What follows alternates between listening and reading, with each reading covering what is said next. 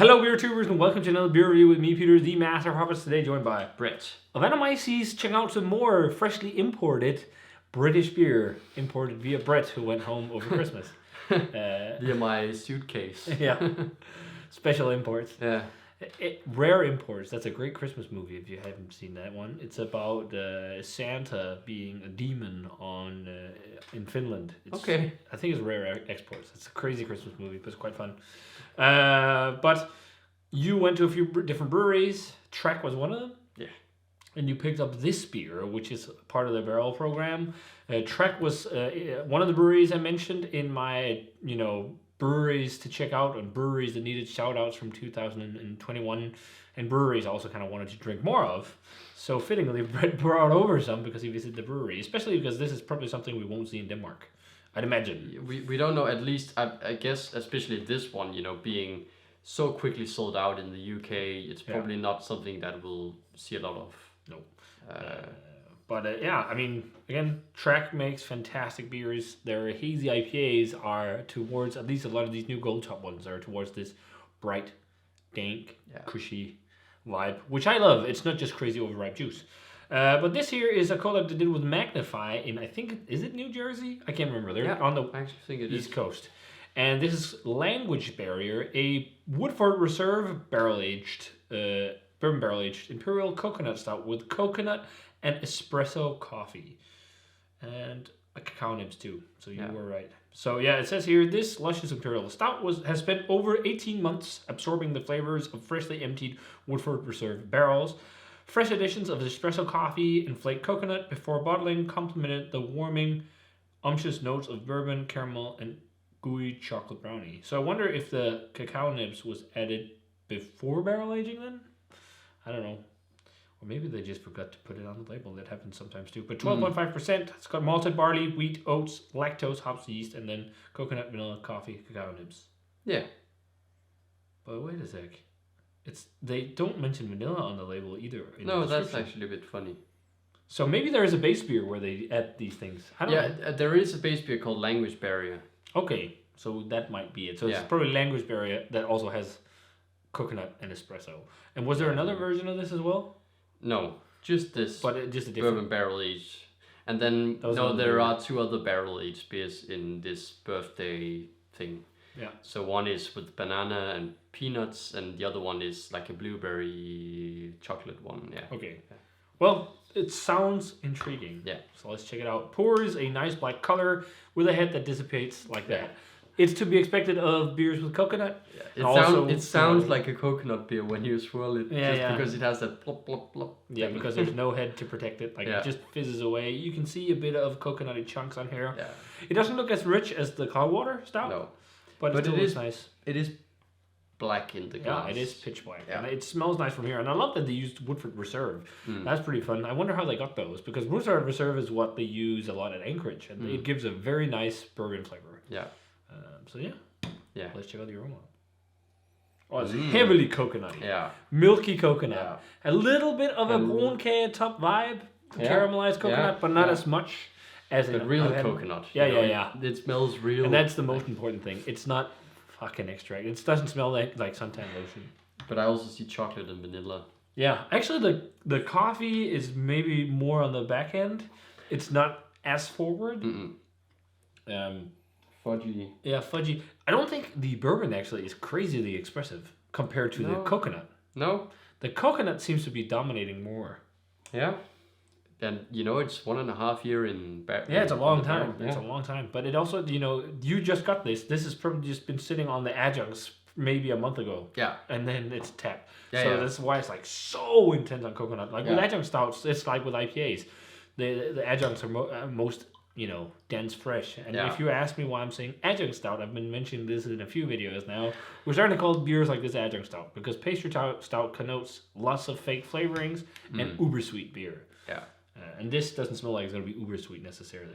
But that slightly caramelized dream cake-esque thing, maybe that also comes from the bourbon barrel. I think so. There's a little bit of that to it, but I'm more getting like cream of coconut or coconut cream. Yeah. That really milky coconut. But there is kind of a almond caramelized, slightly caramelized coconut flake. Yeah, thing there is about it. and there is a little bit of a deep caramel, but Yeah. it smells really nice. Yeah. Let's try it. Cheers. Cheers.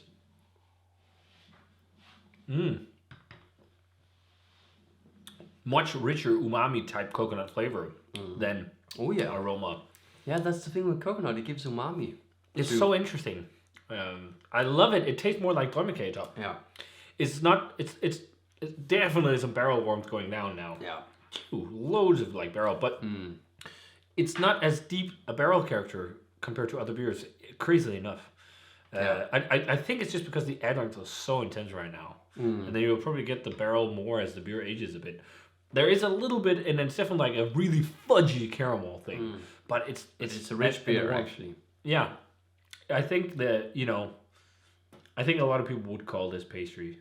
It is like on the edge, but I don't think it's too sweet. But I think it has a lot of umami and like also which is really nice. Yeah, but also some roast, but it's not like this biting roast. It's interesting with the coconut stuff. It's also interesting with this one. It's like it has this umami, almost soy sauce. Oh, soy sauce, and I think that comes with the base too, because it's a fairly like deep tasting base, but at the same time it's deep and whatnot. It's also lightly thin. It's not thin, but thinner than some of the crazy stuff we drank, or just the Cloudwater beer we had prior to it. It's just like a little bit thinner, but still umami soy, rich and sweet. Yeah, it's not too sweet in any way, shape, or form, but it's like umami and sweetness, and then like a kiss of roast toast. I think it's a bit of a shame that the adjuncts shine so much that the barrel is more of second fiddle. Yeah, because I prefer beers where the barrel is the big thing more so than the adjuncts. But I think it's just because maybe the beer, it's just coming off adjuncts and it's so fresh. Like I would probably let it sit a little bit. Yeah. Also, like there's so much coconut. Like I think the espresso is maybe or imparting some of the umami soy-esque vibes as well, because it's also a deep flavor. So I think that's bringing part of it. Yeah. Too. But the nice thing is, it's although being a coconut stout, it's not like. It doesn't have that vulgar kind of thing to it. Like it's not like Anchorage vulgar with some of those coconut beers we have from the nose. Yeah. Like the Sacrifice was just crazy. But two things right now. Yeah, I agree. It could, and it's probably maybe because you need to wait a few months for the barrel to shine a bit more. Yeah. But a bit more barrel depth and maybe just a bit more it's quite oily, the texture, but maybe it could have just a bit more.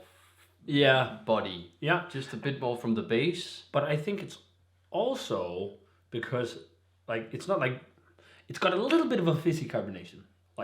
It's borderline too much, I think. It's not too much, but it's almost there. Because that fizziness of carbonation you can feel pricking on the tongue, that also disrupts the mouthfeel in these kind of beers as well. But in mine I feel like it's gone because I swirled it. I swirled it a bit away. But yeah.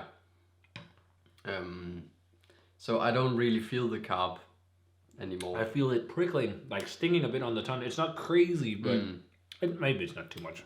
At first, at least, it seemed like a bit high. Yeah. And you can also feel it's a sticky, dense liquid, so it's not like on the palate. It's like just these small needles that really kind of touch and sting your palate. Yeah. But it's a really nice kind of real pastry stout type of beer. Yeah. But I definitely preferred the stout, the barrel aged beer stout from Cloudwater. That had more elegance and more subtlety to it, and much more barrel character. Yeah. But again, I think that's just because this one has so much adjunct additions, and this definitely plays into new school palates. Yeah. But it's also something I can enjoy because it's not so fake and not too sweet. Yeah, and especially because of the umami richness. Yeah. The base has leathery soy. Yeah. Kind roasty, toasty, kind of flavor. They talk about like brownie batter and chocolate brownie, gooey chocolate brownie and caramel. I don't know how much chocolate brownie I get, to be honest. I think there's just so much coconut and umami that it's mostly like this caramelized, crazy coconut flavor I'm getting. Yeah, I agree. Yeah, it's it could be a beer that there's a touch of chocolate and maybe some dark caramel, but yeah.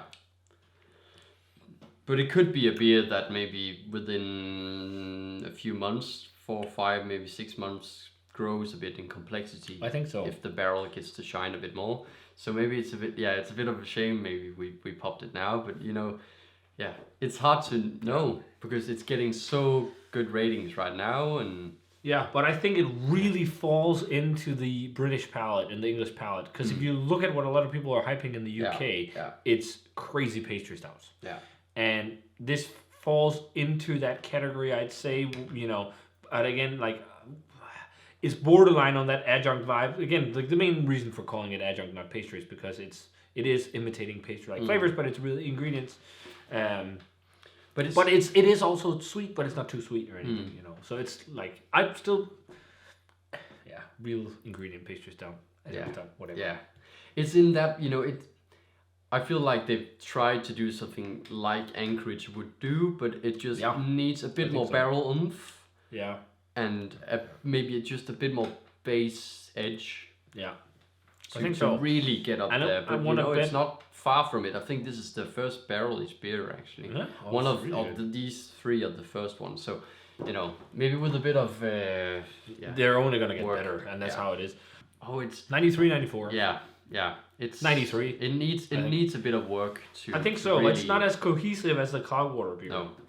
But it's just it tastes like something with so much promise. Yeah. Like I'm so stoked on following track and see what they're going to do with this. In like maybe 2 years or something, they could hit something really. Yeah, probably because most brewers do these kind of beers like once a year or so, so they have some to release for the next year. Yeah. Maybe what do we know? Maybe they will more, see I don't know. Who knows? Maybe they've done more that's already barrel aging. I don't even know when they started the barrel program, but this really shows promise, which is awesome. But again, I think it's just as we talked about, there's a few things that could be done better and a little bit of nitpicking. But we've also been drinking crazy beers. In the last year or so. But again, I would still be happy if I brewed this, but I would also personally think that it would still need some tweaking. I agree. Yeah. So, if you guys had a chance to try Track and Magnify's Language Barrier Barrel-Aged Woodford Reserve Bourbon version with coconut.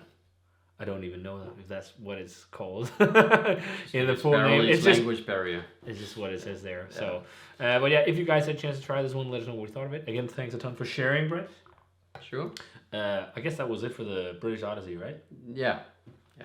For now. Yeah. Because we got more British beer. Because I still have some barrel-aged stuff from Linda and Jay. And I also have some lambic inspired stuff from Mills that's still sitting around. And, Do you still have the Isla one? Yeah.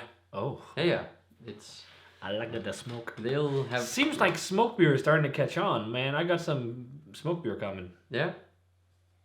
I'm so stoked about that. Because, man, will this be the year of the Rauch beer? You told me some brewers in the UK are starting to do this stuff.